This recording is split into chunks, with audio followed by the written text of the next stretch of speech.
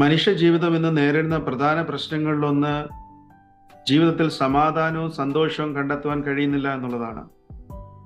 ഇതിന്റെ കാരണം അന്വേഷിച്ചു പോകുമ്പോൾ പലപ്പോഴും മനസ്സിലാകുന്നത് അങ്ങനെ സമാധാനവും സന്തോഷവും എടുത്തു കളയുന്നതായിട്ടുള്ള പാപവിഷയങ്ങളാൽ മനുഷ്യ ജീവിതം കുടുങ്ങിക്കിടക്കുന്നു എന്നുള്ളതാണ്.